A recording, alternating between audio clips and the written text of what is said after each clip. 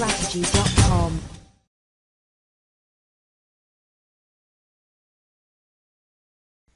Hi, this is Chris again, looking at the upcoming Tuesday, August 5th trading session. And as you can see, we start out almost right away with a few announcements coming out of Asia that could have a little bit of an impact. The composite PMI out of China numbers will be the HSBC variety, and they do typically reflect the risk-on, risk-off attitude of the market. However, this is going to be a slightly different session, as the Reserve Bank of Australia rate decision will probably come into play much more on the actual outlook of the markets, because remember, the RBA is very in tune with risk on, risk off. So this decision isn't expected to be much in the way of decision. Really, it's going to be the wording, how they come about, and what they give the markets to think about. Look for the Australian dollar to be regionally impacted. In other words, the Aussie versus the dollar perhaps may have a bit of an impact based upon whether or not it appears that the RBA is ready to raise rates anytime soon. You can see Europe is relatively slow. None of these really should move the markets very much. When we get to the British markets, though, you can see that we have the composite PMI and the services PMI numbers. Those could move the FTSE itself. If we get a little bit of a surprise out of there, expect the FTSE to perhaps get more of a continued bounce, because it was a bit oversold here recently. When we get to the United States, that's where we start to see another announcement that could move the markets significantly, really. Non-manufacturing ISM numbers out of July, and factory orders, but more so than the ISM numbers, anticipated to be at 56.5, and those should move the U.S. indices in general. The NASDAQ looks like it's ready to bounce. The S&P 500 looks like it could as well. A good number out of this could, in fact, be the catalyst to continue climbing.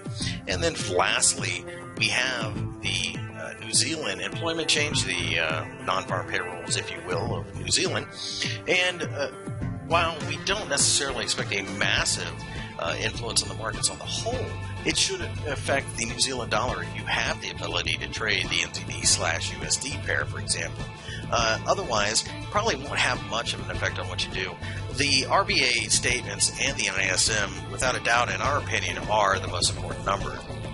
Looking at the S&P 500, you can see that we did rise during the session on Monday, and that is part of what has us interested in the potential wording of the ISM numbers, as far as what the market picks up, because you can draw a trend line here. So perhaps we have, in fact, shown a bit of a bounce and a bottom in this market. With that, the S&P 500 will be watched by us.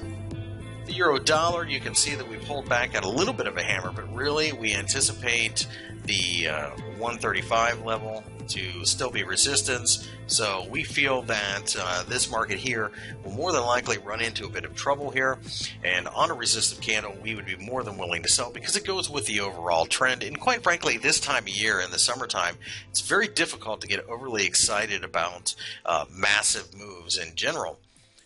Looking at the pound dollar, you can see we did bounce a little bit off 168. In our opinion, the 170 level is the area to pay attention to.